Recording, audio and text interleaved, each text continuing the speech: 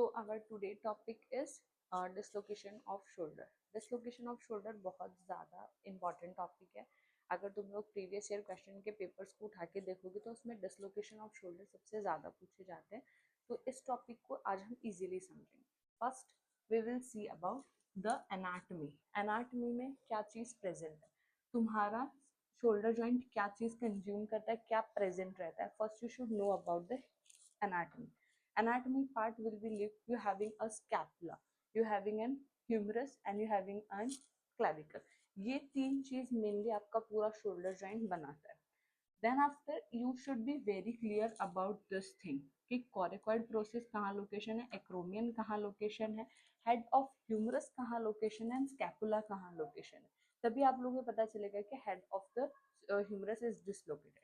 मोर ever तुम्हारा पूरा shoulder joint बनाता है. शोल्डर जॉइंट के अंदर कुछ एक्टिव और पैसिव मैकेनिज्म होता है जो मेंटेन करके रखता है कि डिसलोकेशन नहीं हो. Active is supplied by your muscles, जैसे बाइसेप्स है, लॉन्ग हेड ऑफ बाइसेप है, एंड स्टेबलाइजर जैसे तुम्हारे रोटेटर कफ के स्टेबलाइजर्स है जो पीछे से सारे मसल्स आके यहाँ पे देंगे. तुम्हारा लॉन्ग हेड ऑफ बाइसेप रहेगा. This muscles will be provide and stability कि शोल्डर जॉइंट डिसलोकेट ना हो, because this is most commonest joint to be dislocate after hip. First is this joint, ये सबसे ज्यादा कॉमनेस्ट है कि इसकी इंजरी सबसे ज्यादा कॉमनेस्ट है होने की. अब तुम्हारे पास दो चीज प्रेजेंट रहती है स्टेबिलिटी के लिए. स्टेबिलिटी आपका दो चीज प्रोवाइड करता है. फर्स्ट कौन प्रोवाइड करता है, active stability. Other is your passive stability. Active stability that is what it is supplied by your muscles. ठीक है, जो शोल्डर जॉइंट के आजू बाजू रहेंगे वो तुम्हें स्टेबिलिटी प्रोवाइड करेंगे एक्टिवली. पैसिव स्टेबिलिटी तुम्हें कौन प्रोवाइड करेगा, your ligament, anterior ligament, posterior ligament. This ligaments will be provide and passive restrain कि तुम लोगों को डिसलोकेशन नहीं. हम लोग देखेंगे कि incidence, epidemiology, what is clinical feature, किस तरीके से आप इसको डायग्नोस करोगे. This all points are very important. First important point is epidemiology.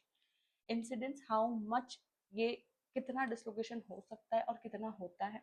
what is the mechanism of injury, what is the history. the patient comes to your clinic, he will be give के madam मैं इस तरीके से गिरा, मेरा outstretch hand था या abducted hand था, या उनके उन लेम लैंग्वेज में वो बताएंगे कि इस तरीके से मेरा हैंड का पोजीशन था, जिसकी वजह से हमें पता चलेगा कि yes this is the mechanism of injury.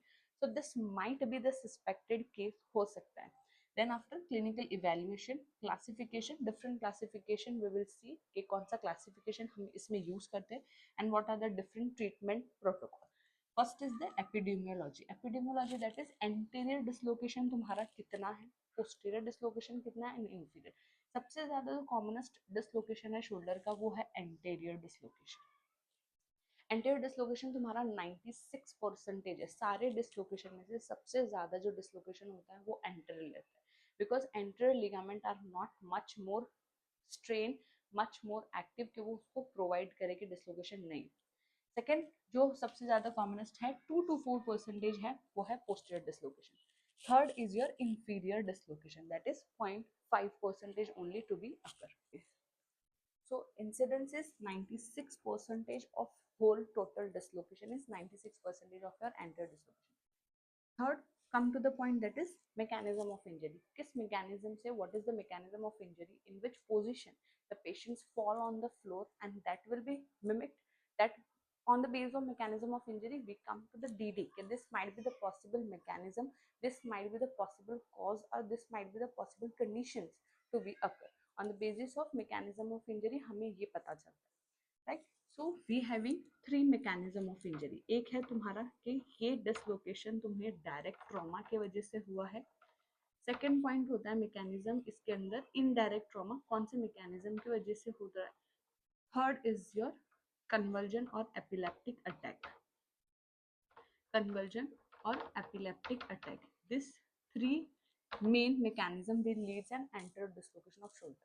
Direct trauma पहले हम देखेंगे. तो डायरेक्ट ट्रॉमा में if there is a force that is coming from back of your shoulder, that means posteriorly. अगर कोई ऐसे खड़ा है पोस्टेरियरली, मैंने उस पर फोर्स दिया, पीछे से फोर्स दिया ऑन द शोल्डर पे, बैक ऑफ द शोल्डर से अगर कोई प्रेशर दे रहा है, कोई फोर्स लग रहा है. फॉर एग्जाम्पल कोई कबड्डी के अंदर फुटबॉल इंजरीज होती है, वॉलीबॉल इंजरी होती है या क्रिकेट इंजरीज होती है जिसके अंदर कोई ने पीछे से उनको धक्का दे दिया, पीछे से डायरेक्ट फोर्स आया, so if force come from the posterior shoulder तो पीछे से धक्का आएगा तो तुम्हारा head of humerus come out from the glenoid rim, जिसको हम लोग बोलेंगे कि ये डायरेक्ट ट्रॉमा है। इनडायरेक्ट ट्रॉमा के अंदर क्या होगा कि if patient fall on the outstretch hand, जिसको हम लोग नॉर्मली क्या बोलेंगे, FOOSH, fall on outstretch hand. देखो बहुत सारी ऐसी कंडीशन है हैंड की, fall on outstretch hand, fall on outstretch hand, but कौन से में fall on outstretch hand is this, but तुम्हारा हैंड का पोजीशन अबडक्टेड था या एक्सटर्नल रोटेटेड था या एक्सटेंशन था, क्या था, उसके बेस में तुम्हें ये पता चलेगा कि फूश कंडीशन है, बट फूश में भी कौन सा पोजीशन के अंदर पेशेंट फॉल डाउन हुआ। तो फूश में अगर if there is an fall on outstretch hand, right this, so what it leads, इसके अंदर तुम्हारे शोल्डर की पोजीशन रहेगी abduction, second is your extension, third is your external rotation.